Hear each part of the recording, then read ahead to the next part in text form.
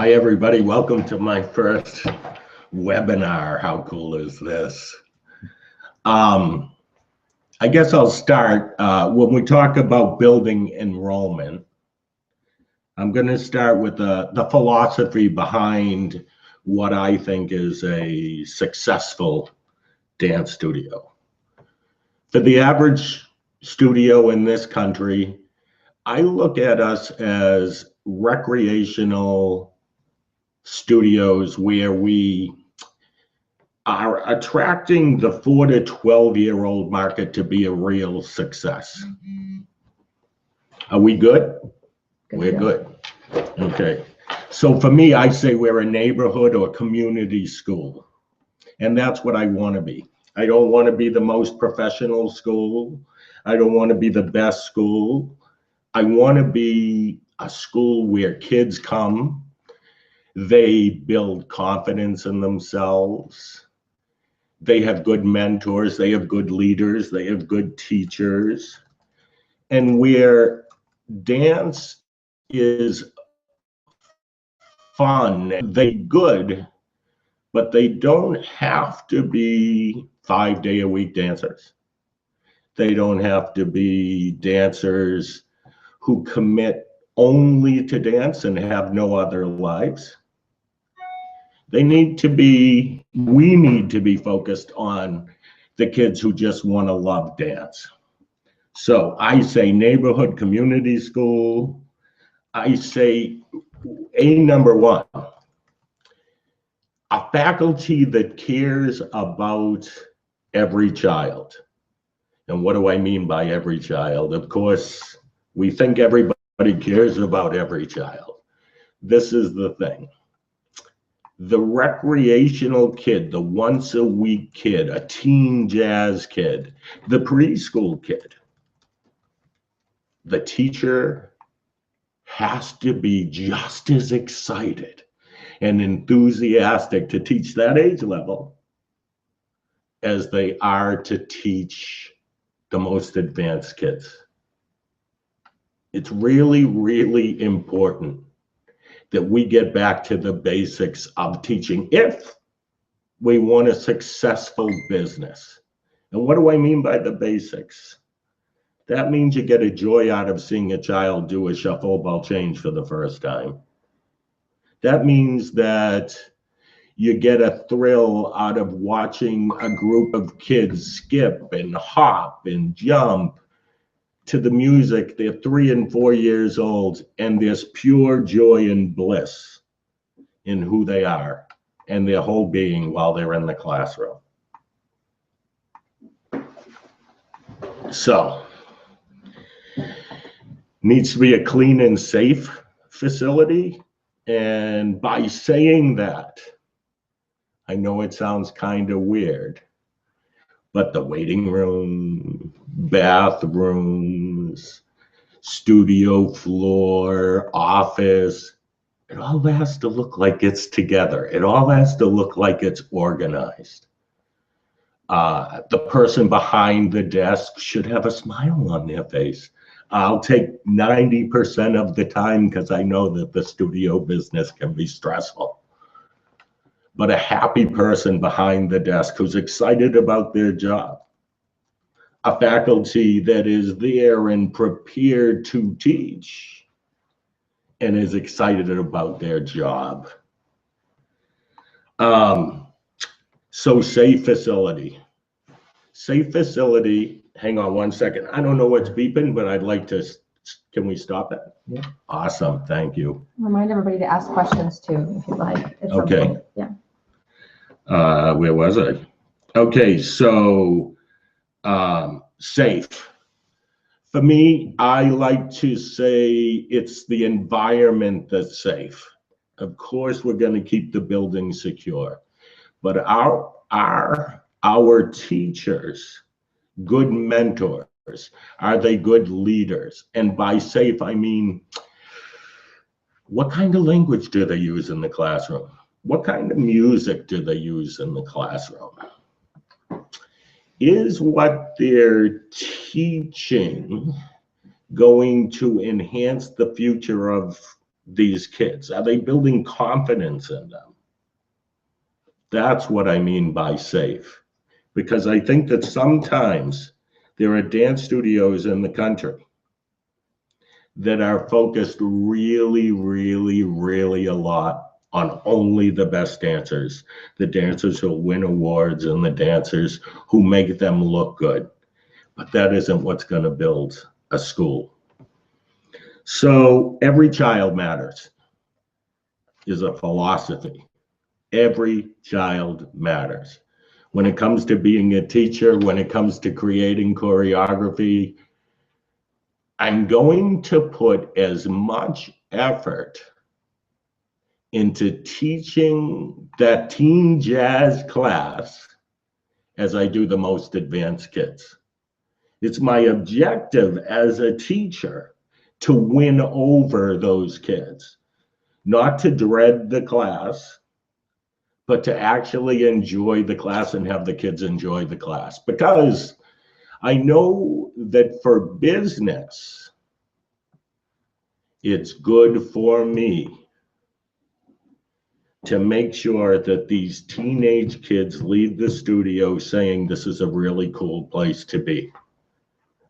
And that beginner teen is just as welcome at the Rhee Dance Studio as the most advanced student. Really, really, really important. So every child matters.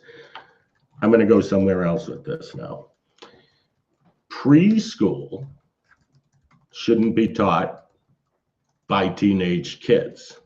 Preschool needs to be taught by kids is not the right word, by teachers who understand what it's like to work with a 3-year-old or a 4-year-old. And that this is about teaching eye-hand coordination. This is about classroom skills, learning how to interact with other children. It's about skipping, it's about hopping, it's about smiling, it's about learning rhythms. And that it's not about how great these kids are gonna be. It's not about outstanding choreography. Actually, I'll say this. When it comes to preschool kids, the best thing is that they get out on stage having a big smile on their face, and that some of them don't remember what it is that they're supposed to be doing, because the audience is going to think that that's awesome.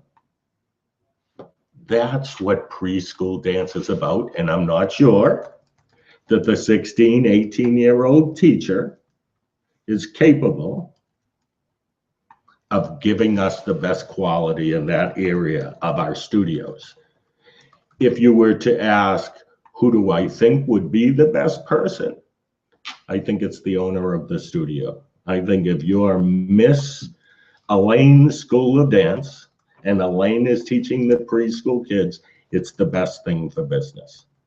For me, when it comes to building enrollment and all the topics that we're going to talk about, if you can build a huge enrollment in your preschool programs, your preschool department, you have a great future.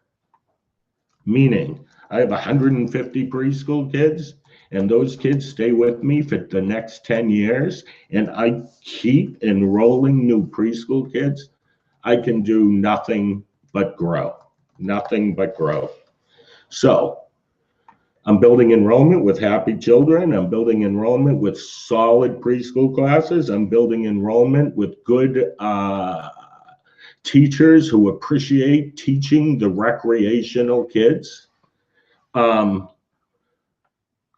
I'll finish that by saying, as an owner, you have to make sure that this philosophy, if you want it for yourself and you believe in the philosophy, that you talk to your faculty and staff about it, that you make it really important that they understand that all kids deserve the best dance education possible, not just the best ones.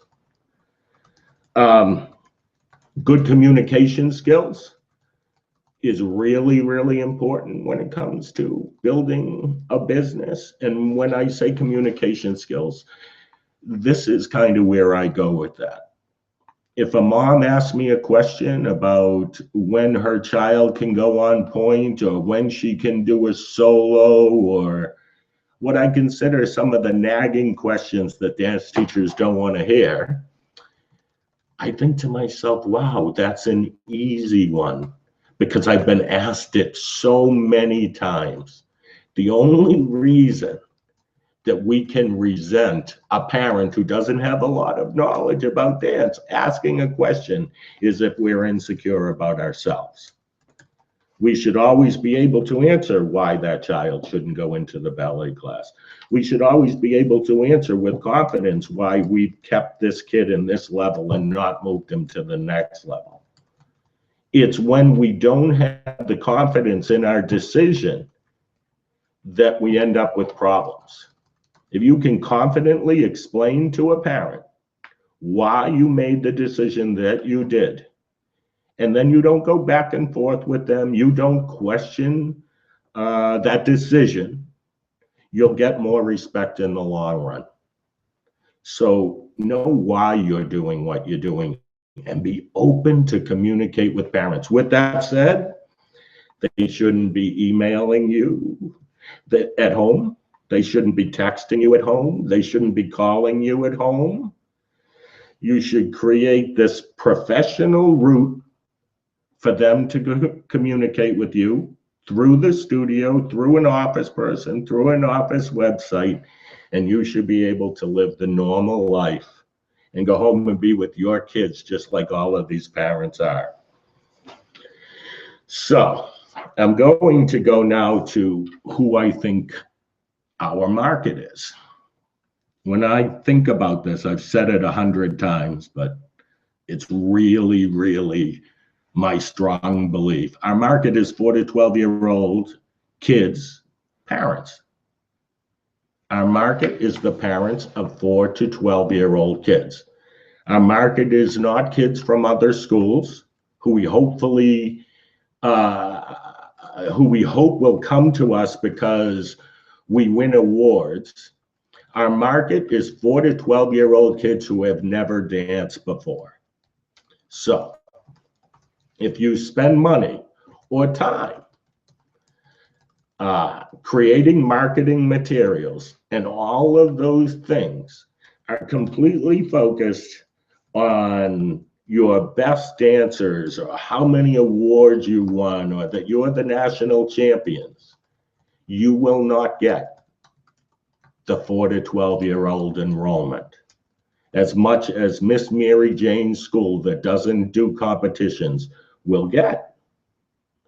So there has to come a point where we make the decision that if we're going to participate in competition, which I'll get into in a little while, the pros and cons, but if we're going to participate in competition, it's going to be a part of what we do. It isn't. Look at it this way. Here's my 30 competition kids. Here's my 200 recreational kids. I'm going to look at this and come to the realization that financially I need these 200 kids in order to afford to have these 30. So I'm going to focus on making these 200 really happy with quality teachers, quality service, a fun place to be. While this program over here, I will call my artistic side, my creative side, gets the, what I'll call quarter of my attention that it should get. It's not going to be something that I obsess about. And do not focus on this, is the bottom line. So I look at this as kids who are taking discounted lessons. I look at this as kids By the way, they're all promising kids. They're all good dancers. They're all striving to be the best that they can.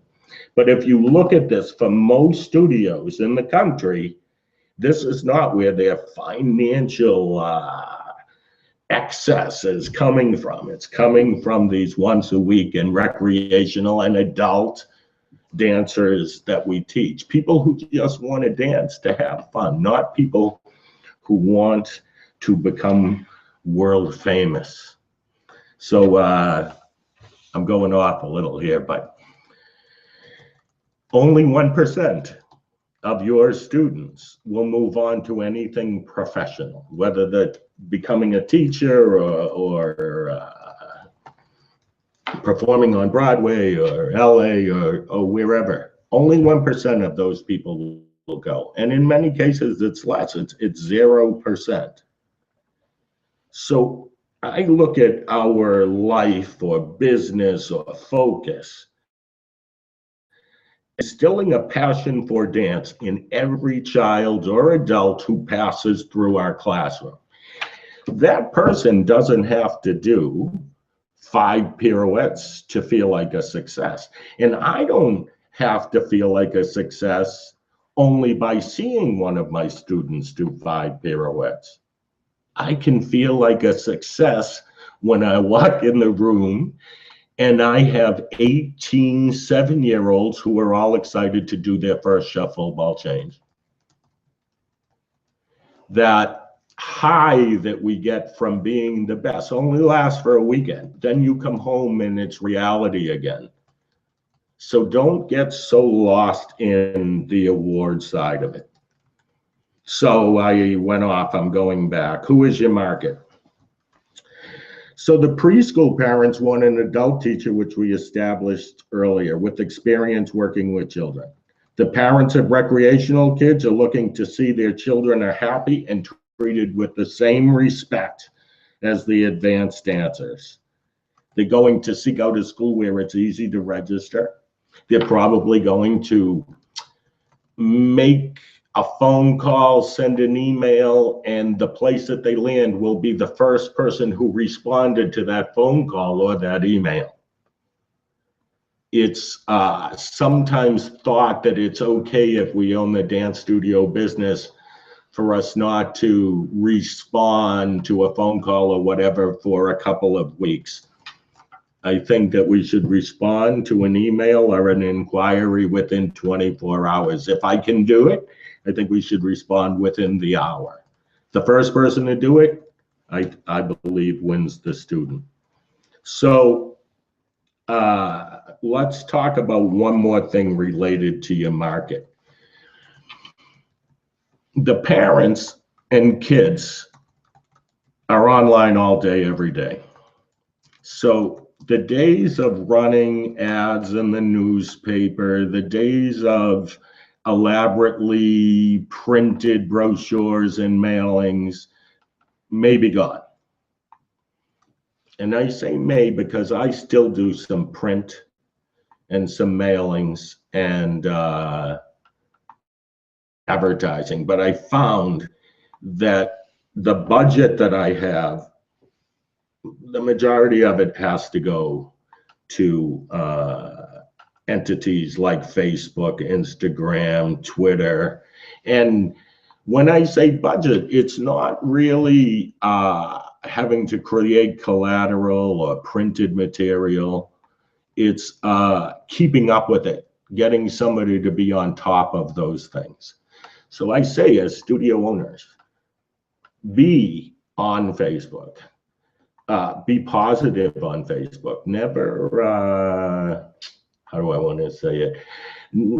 Never reveal too much last night, because whether your students or your potential clientele, could be anybody that lands on that page and sees that, you don't want to be anything but a mentor, leader, and teacher in those people's eyes. And I see a lot of teachers who are on Facebook, and sometimes I cringe. You should never say you had a bad class today. If you had a bad class, that means that you're going to be quiet that day and you're not going to write anything about the class. So be upbeat and positive, and do the same with Instagram. Instagram, pictures of your classes, inspirational pictures, happy kids. The dancers in your studio will be more into the Instagram than their parents are. But not only get involved in all of this, but then have people actually bring up that you want your students and their parents to share stuff and to post stuff and get everybody involved. If I had more time, I'd go on with that, because social media is one of the things that I like to talk about, and we'll talk about it. Another thing, don't post that tuition is due on your Facebook page. It is, tuition is due should go out in some kind of a notice. It shouldn't be about you collecting money or heavy business on your Facebook page. Also, another thing is email blasts. I think that's really important. You can go on to Constant Contact. Constant Contact has a fee. There's also MailChimp. I believe MailChimp does not have a fee. And explore and experiment and keep in touch with your current clientele. Keep people on your email list all the time. Don't pull people off your list because they no longer registered at your school. Keep them on the list and just keep building the email list. If you use Constant Contact, they'll help you to build the list. Send out notices and information about new classes. Send out notices about registration.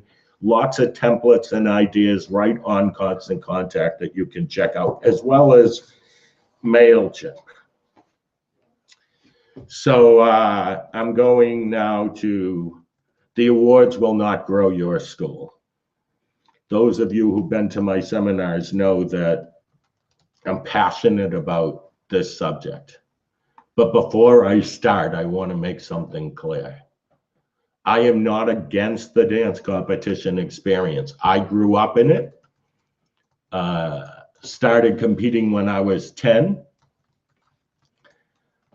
It's what motivated me to want to be a good dancer. It inspired me because I would run into judges and master teachers and different people at competition events who would encourage me as a male dancer and help me to stick through it and get through what the tough part of being a male dancer was all about.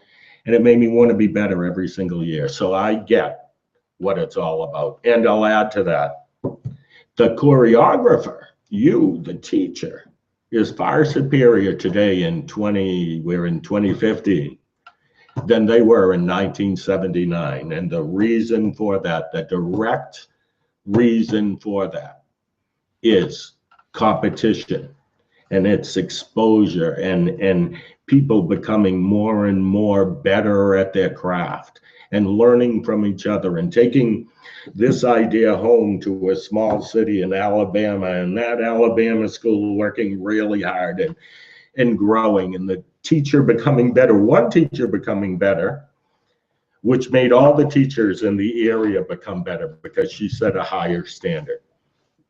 So lots of good stuff. But I want to say this. If you advertise that you were a national champion last year, know that there were 150 other national champions. That doesn't mean that you weren't a success. To me, that part of who we are is separate from this dance school, this dance education process that we are a part of, that our schools are. I'm going to go to this dance competition with my kids, If I become a national champion, that's really, really awesome. But what I'm really, really hoping that will happen out of that is that I'll become a better choreographer. And no, I don't have to win to achieve this part. I'm going to be a better choreographer. My kids are going to be exposed to people who are stronger than they are, so that when we go home after this event, they'll work harder in class. They'll have new standards by which they want to achieve. I'm going to go into this experience looking at my school and looking how lucky I am to have these 70 kids and their parents traveling with me, and how cool it is to represent Norton, Massachusetts at this dance competition. My focus is not going to be on I have to win. And if I go into it with that philosophy, and my parents know that's my philosophy, and my kids know that's my philosophy, then we're all in it together with the same atmosphere. And all that stress that dance teachers talk about that happens at the dance competition doesn't happen. You don't say to a group of kids, that was such an awesome performance, I don't know who will beat that. Because reality is you don't know who will beat that. And something that comes out an hour later kicks it right out of the ballpark. And you said to your kids, I don't know what will beat you. So now when they don't win, they feel like they let you down. And by the way, you said that in front of their parents. So now their parents are let down too. So why couldn't, when they get done with that performance, I say, or you say something to the effect of, I'm so proud of you. It doesn't even matter what you win. And that is the beginning of evolving into this place where competition is a part of what we do and not all we do. So important to understand. If we were to take this seminar down to just a few words, it would be that this whole competition thing and being the best and being better than other schools is really a waste of time. You being the best that you can be and creating this really cool school with this really cool atmosphere in this place that everybody loves to be will make you a successful teacher.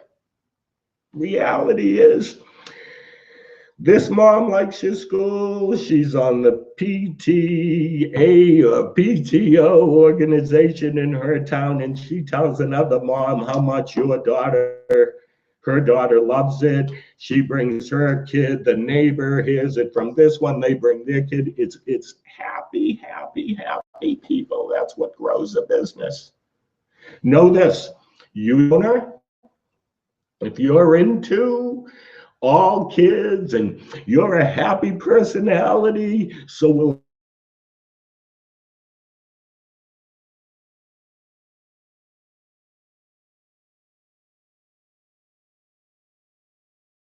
kind of go in there and you kind of don't love your job all day, and people can feel it, and you teach certain kids with all your gusto, and other kids, they don't get the best of you.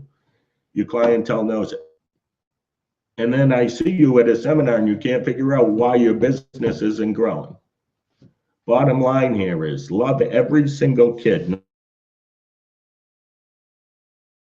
So I'm moving on. Choreography. So I'm going to read a quote. I wrote this down this morning. Once someone wrote to me that some kids have to be in the back line because there has to be a back line. I don't believe that there has to be a back line. I'm going to repeat that. I don't believe that there has to be a back line. This is what I believe. I'm a choreographer and I'm working with 12 dancers. And there may be a point where they're in two lines. But there's going to be a point where the back line will be in the front. There's going to be a point where that line turns into this big circle. And all these kids that were in the back will be chassing around to the front, and they'll have their time to shine. And their mother will never say to me, "You kept my child in the back line." And then they'll split up and they'll march in a row here, back straight to the curtain, and then this one will run over here, and this one will run over here, and this one can do some pirouettes, this group. So these four are doing pirouettes while these four are doing jazz splits. And the choreography is so unique, and I have used my creative cap and my creative influence that I would have used with all of my advanced kids on those beginner kids, and all the parents love it.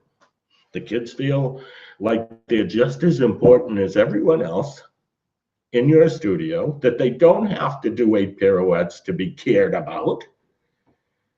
And so I look at it this way. If I'm really a good choreographer,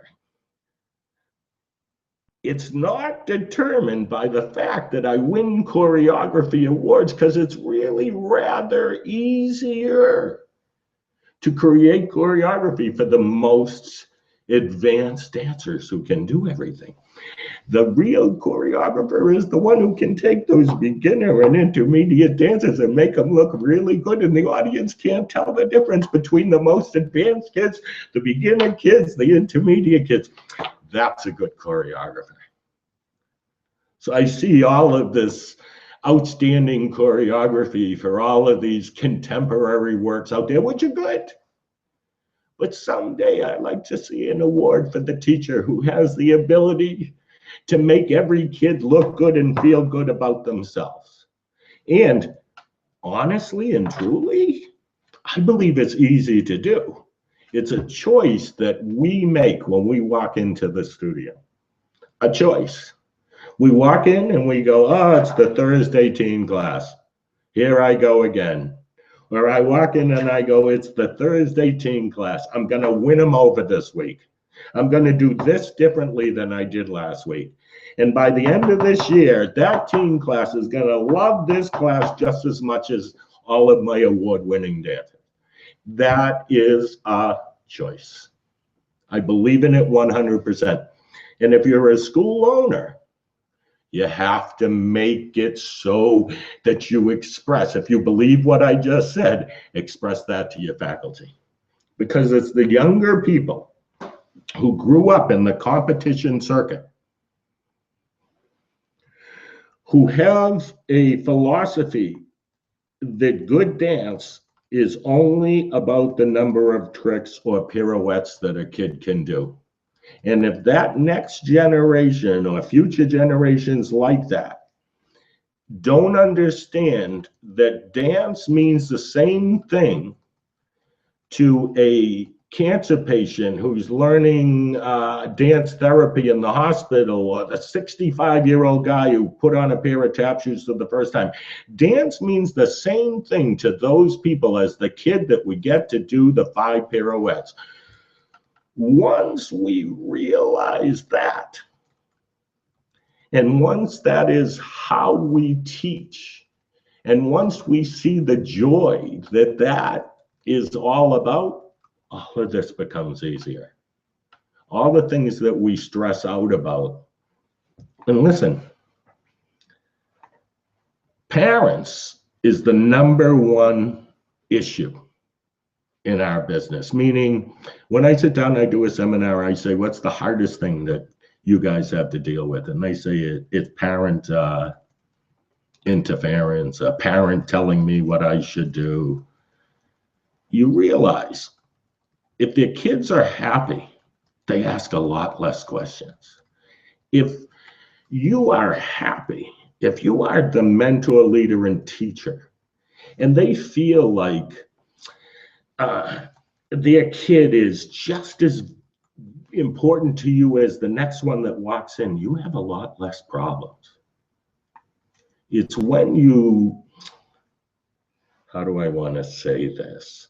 When you create stars or favorites who everybody sees all the time and they get to do everything. And then there's these other kids who aren't as good or whatever, and they don't get to do it. That's when you create the problems. That's when you create the questions.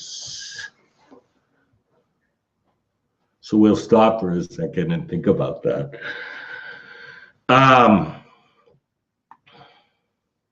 So I say this, recreational kids, I'm using less tricks.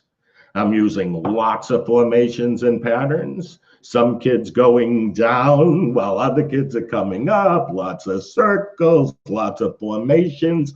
I like to use props.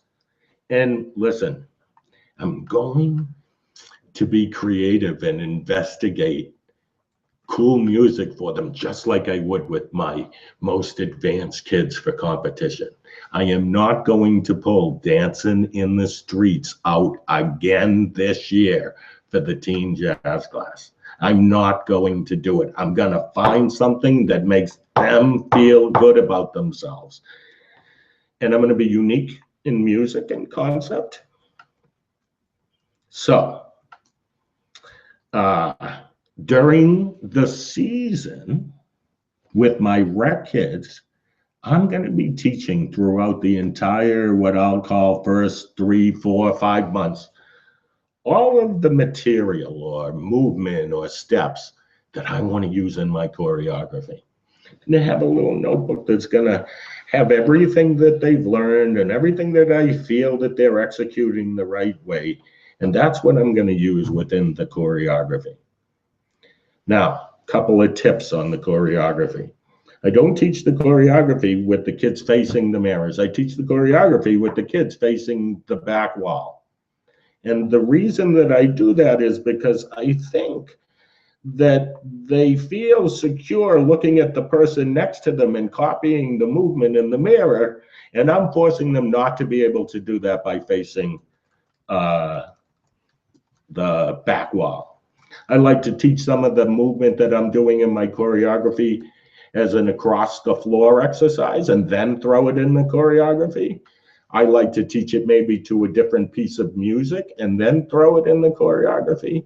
I do everything I can to change up what I'm doing in the classroom with the recreational kids.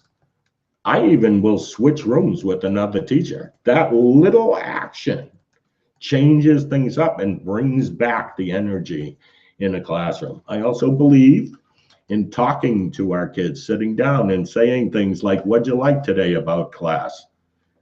What was something you were frustrated about today in class? And communicate with them and build that kind of a relationship.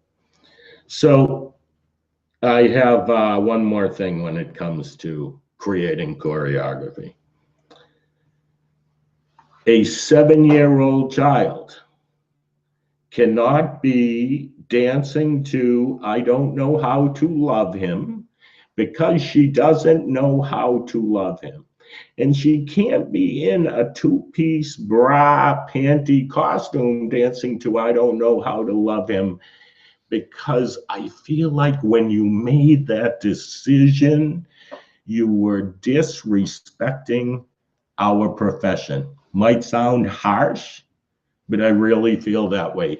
Every action that we take in our field represents everyone in the field. So people say to me, well, if you don't do the 2-piece costumes and you don't do all the tricks and that's what the competitions are looking for, then you won't win.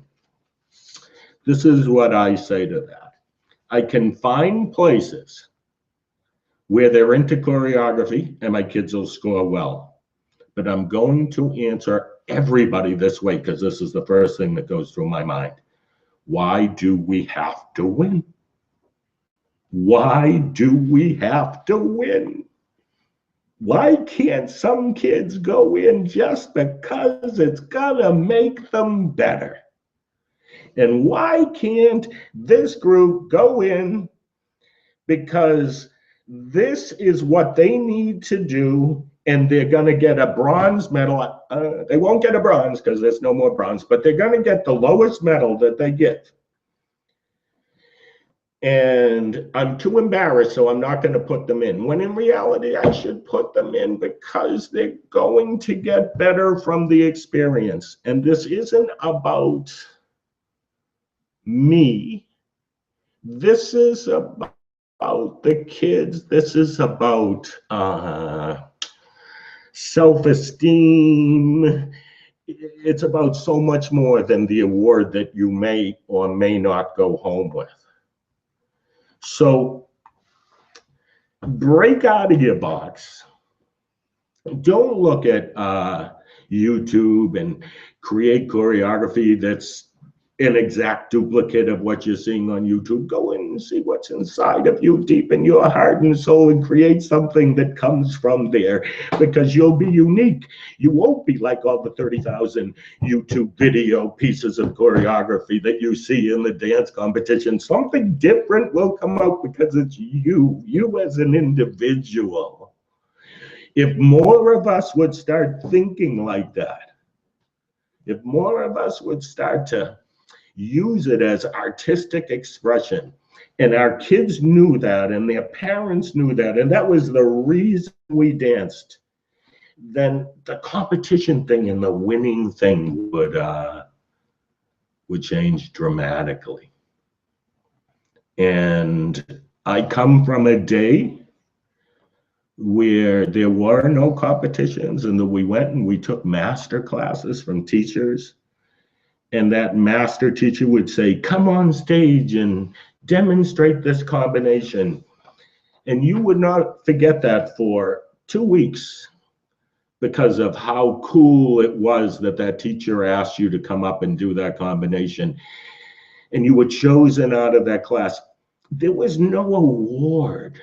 It was just learning and being inspired by people and taking their classes. That's how it started. Exposure started. So know that there was a time before competition was there, that dance was different. Let us be sure that our kids know that competition is a part of what we do, but it's not all that we do. And that they'll never be able to go to an audition and lay out all their trophies on the stage and then say, I'm Miss Pluto and I'm Miss Mars and I'm Miss Jupiter, because those choreographers aren't going to care one bit about that.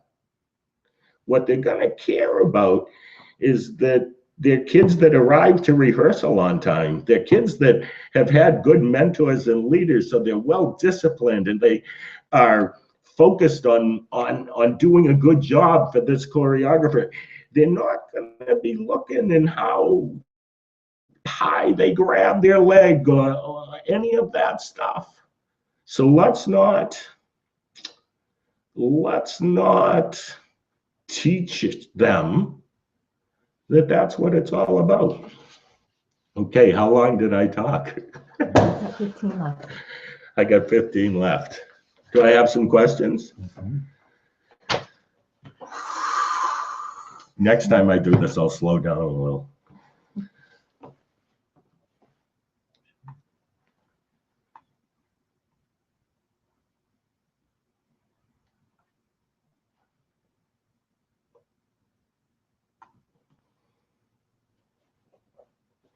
Okay, so I'll take a question from Shelley here. She asks, can you speak to retention rates, especially in the older students, typically 8th grade and high school? It has become a trend in our area where kids start to drop classes or even quit altogether in middle or high school because of school activities.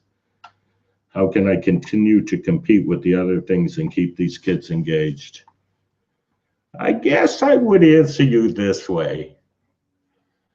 I feel that you might not be able to keep them engaged. Maybe that wasn't the answer that you were hoping for. This is some ways that I would. If they were getting into chair and drill and some of those other things, I'd probably start offering classes that were specifically for kids who wanted to do chair and drill, and preparing them and strengthen classes for them and those kind of things. What I'd really do is work when it comes to the income side of things on the preschool, the rec kids. And if the trend is that they leave when they hit the high school age level, then that's what they do. But I wouldn't get majorly frustrated because they do. I think it's an issue all over the country. I think the parents believe that the kids should play soccer and ride a horse and dance and do gymnastics and be in the debate team and do it all. So I think that if we're able to hang on to them till they're like 13 or 14 years old, that we've actually done a decent job. And it'll be the ones who dream of having dance in their lives for the rest of their lives that will probably last long after that. But here, make sure that those older kids feel like their movement is cool, their teachers are cool. Make sure that you respect that they're the age that they are and they might like to do high school things or they might like to go to the prom, and that they're trying to balance all of those commitments. And if they have to give up some of those things in order to continue dancing, it might not be worth it for them. Or they might feel that it's not worth it for them, even though you know that they're an awesome dancer and should continue dancing. So there was that long answer. Katie, what are your suggestions for keeping your passion alive for the rec kids, the teen kids, etc.? This is, I'm going to say this, it really never turns off. It's not about keeping it alive. I think we need to notice what's happening in the classroom more than we do, because then I think if we did, we'd be inspired. Look at kids' smiling faces, something as simple as that. And notice how this movement or this turn or this little jump thing that they're doing is making them feel. And while that's all going on, think to yourself that you were once their age and something went off on the inside of you, and your dream was to become a dancing teacher. And that one of these kids is you in that classroom. You're not sure which one is who, but you're going to appreciate each and every one of those kids. You're going to make sure that you're the mentor, leader, teacher for each and every one of them. And that alone should refresh any kind of lack of enthusiasm within the classroom. I could, if you could ask that same question about advanced dancers, meaning how could I build my enthusiasm with my most advanced dancers? But I never hear that question. So is the reason that I hear this question more based on we really don't like working with them, and not necessarily about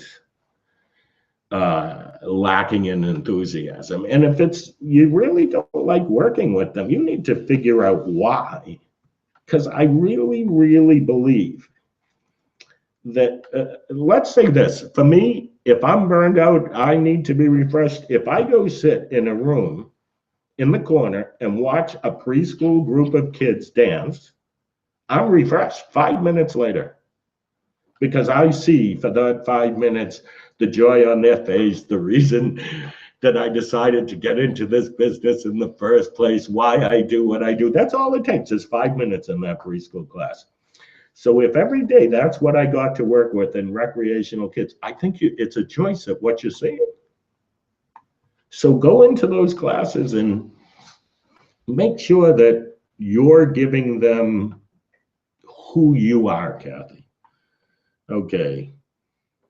Around here, the bra top and booty short concept is becoming more popular, even in studios that don't do competition. I am losing students to these other studios, and I'm sticking to my guns, but I'm losing students and not gaining them. Any suggestions? Okay.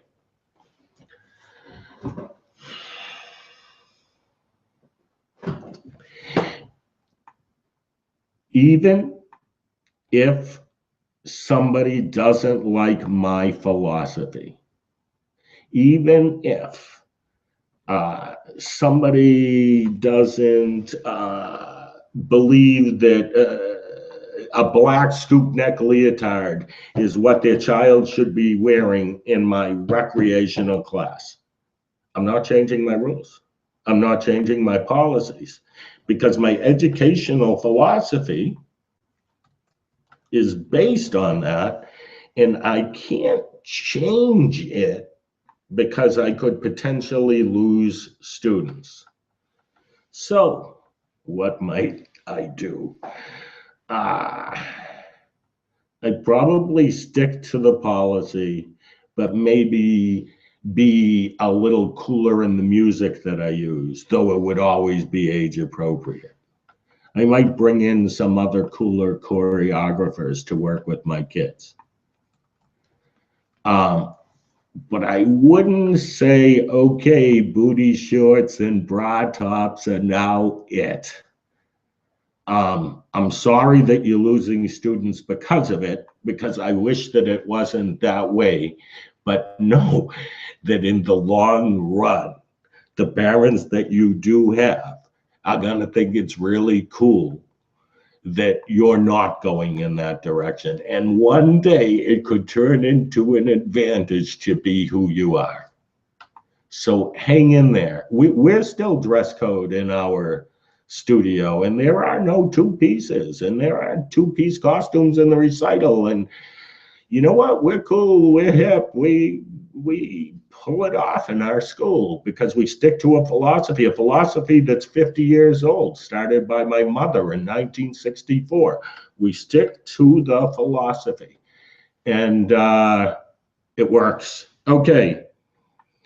Erin wants to know how she can get more boys to enroll. So this is what I say to teachers when it comes to this question. Boys breed other boys, but those boys have to look really cool when they hit the stage.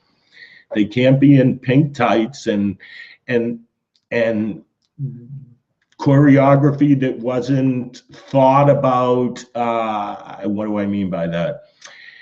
If I got two boys in a piece of choreography with a group of 7-year-olds and the girls are doing bourrées, I got to give the boys something cooler to do while the girls are doing the bourrées with their hands in a high fifth. I have to give the boys something that's going to make them look and feel a little bit more masculine. I'm going to costume them correctly. I would encourage boys to take extra classes. Some teachers would disagree with me, but I would give boys scholarships, partial, full scholarships, whatever it took to get some boys into the school. But once I get them, then I'll continue to get more and more boys who will pay for lessons. You won't have to give those scholarships all the time. And I know there's people, so you don't have to write me about this, but there's some people who believe, well, if you're going to give the boy the scholarship, then you should give the girl the scholarship. I've heard the argument. I totally get it. And in a way, I believe that you're right. But growing up as a male dancer, I think that there's some kids, some boys especially, who need that push, or boys whose parents wouldn't register them for dance if they didn't have a scholarship, because the parents wouldn't pay for their son to dance. So, and this is what I'll add to attracting boys. If you have ballerina, in the studio is all pink and all of that, it's not going to feel conducive to boys, and a father isn't going to feel comfortable bringing that boy into the studio. So think about the atmosphere that you've created. Is it about princesses, or is it cool for a prince to walk in the door? That's how I would answer that question. So Jake wants to know, how can I stop showing favoritism? Jake, you tell them to stop. You tell them to stop. So I look at it this way. If you work for me, you're my employee, and I'm giving you choreography, and I see that this girl or these two girls or these three girls are front and center in all your choreography, I have to speak up. I have to say, you can't do this. And this is, go a little deeper on this. Again, if I'm the choreographer, I can create a piece of choreography where you wouldn't know that these two were the best, but some people can only see that part. But this kid and this kid who were towards the back, and these two are always at the front because they're the favorites of the choreographer. These kids' self-esteem is being hit on. They know they're not as good. That's going to have a long-time effect. So if you work for me, I explain that it's going to have a long-time effect. I explain that it's my philosophy that every kid feels equal in the studio and that the favoritism has to stop. And I'm going to go this way too when we're talking about favoritism. You can't give a student 3 or 4 solos and then tell other students that they can't have a solo. This is the reason why. This person over here is doing 4 solos. By the way, none of them are really good, because if they had just worked on one really good solo and made it awesome, they would have been great. But they've divided their time by 4 here. And you've spent all this time on these 4 solos, and this little girl who shows awesome potential, the shot, because she wouldn't win. Over here, one of these 4 might win, so you have a better shot. I say no, she gets 1, and I'm encouraging. And maybe this girl isn't doing a solo, maybe she's doing a duo with another girl. And the time I would have done the 4 solo, I'm giving them their duo. So I got a little bit off of the favoritism thing, but I think it's really important to see what I just said. I can involve more kids. I can create these small groups that are building self-esteem in kids and do a lot less of these solos that cause me trouble and that I'm not making a lot of money off of. So Jake, that was a long answer. I hope I answered your question, but it's up to you now to go back in there and say, this doesn't happen in my school. I don't want to use the whole rest of my time with this, but I want to say this. One of the issues with all dance teachers, male and female, is they don't have confidence to stand up and believe in what they know is right.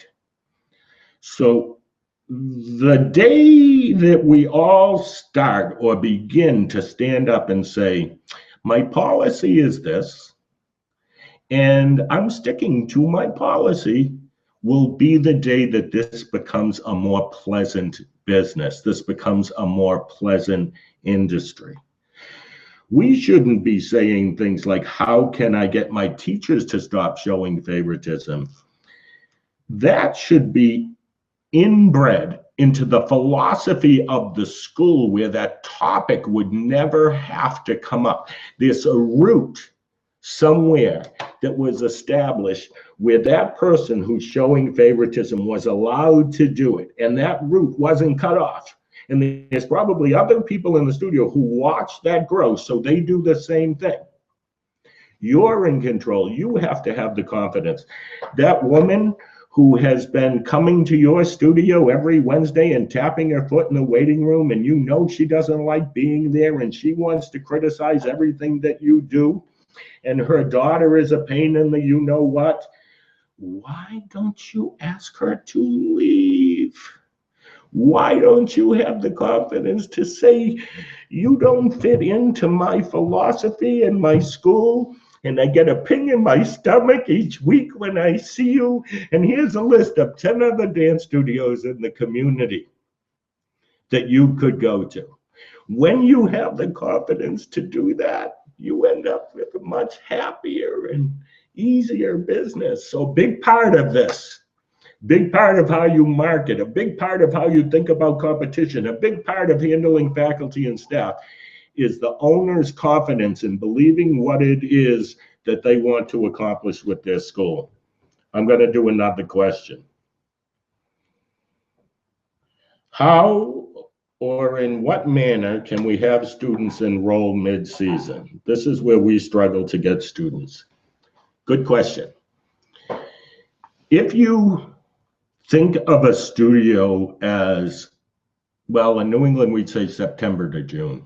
I know in other places you'd say August to May, but you think of a season in those general terms. And you think of that as black and white, you won't get any more students. Your enrollment stops in October or November, and by December, you're ordering costumes. I look at that September to June as one model in the studio, and that's the model that does the recital, does their classes, the recreational intensive. But then I look at the studio as having a whole bunch of other models. Here's 6-week programs that I can start in January. I can start baby ballerina class, and it's 6 weeks long, and it starts on January 10th, and it's every Wednesday for 6 weeks. So now I have a place to bring in that enrollment, and I don't have to worry about costumes. Now I could run another 6-week course if those kids are interested, or I could start it again and advertise it and bring in enough people. But once I've done that 6 weeks, they're going to be on my mailing list. I'm going to give them a coupon for fall registration. They'll get $10 off their registration fee. Maybe I'm going to, if I have the room, send them 2 recital tickets so that they're a part of my school once I got them in January. This 6-week concept or 8-week concept, know that this isn't black and white.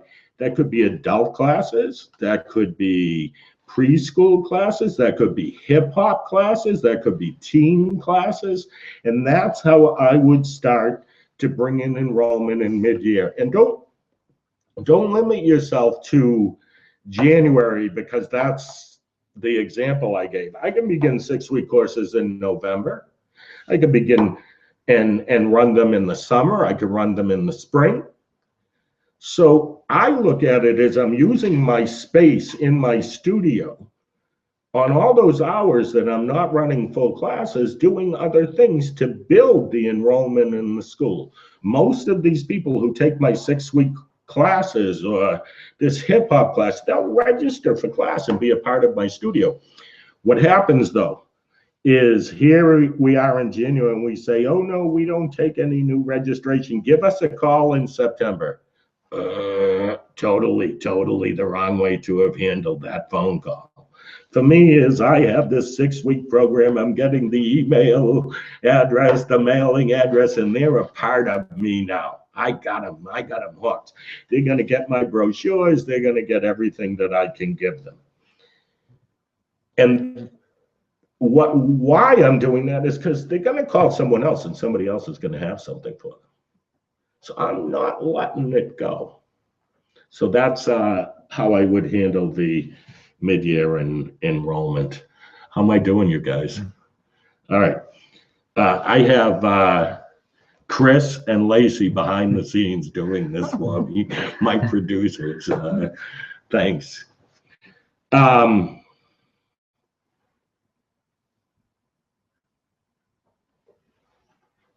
I try to teach my students proper ways to compete and compete at their level. Other studios place advanced students to win. Place advanced students to win. How can I motivate my students to continue to push forward? Okay. I don't totally understand the question, but I'll take it for what came to my mind.